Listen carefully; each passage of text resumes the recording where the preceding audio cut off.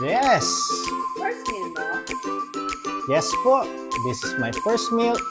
18 hours fasting. Aba, anong ginawa ni Doc Bry ngayon? Kanina, nag-training bike. Papanood nyo yan kasi syempre, dinodocument na natin ang training ni Doc Bry for his coming races. Half Ironman sa April. I'll see you at Cebu.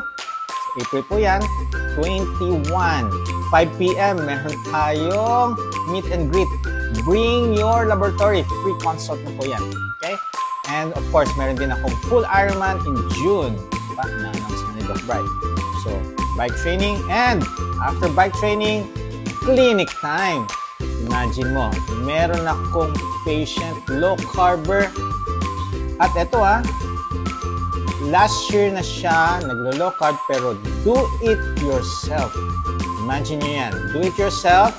Pero bakit ngayon nagpapakonsulta? Because meron siyang nararamdamang mga discomfort.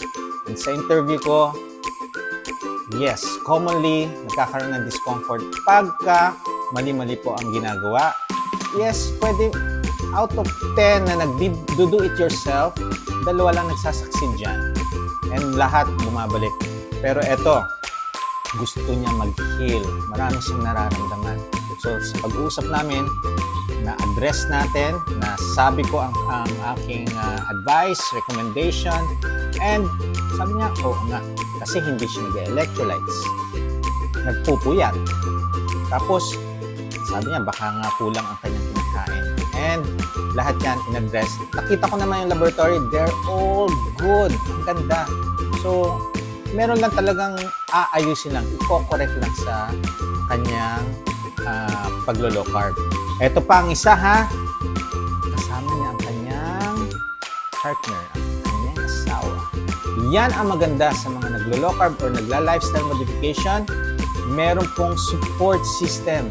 Ang maganda dyan is both couple ay nagtutulong-tulungan para ayusin ang kanilang health. And, syempre, wag natin kakalimutan. Ano ba kakainin ni Doc Bry ngayon?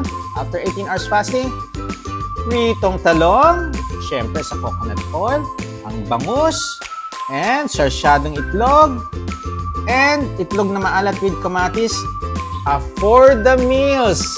Ito, sa mga nagtatanong, Doc, ang hirap-hirap naman mag-low carb dahil ang mamahal. These are foods that affordable sa inyo.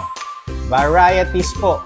Hindi lang puro steak, puro pork, or basta malaga, variety. Eat whenever you're hungry. Huwag niyong pipilitin ang fasting. Kung gutom na, let's eat. Baka dehydrated, sip electrolytes or plain water.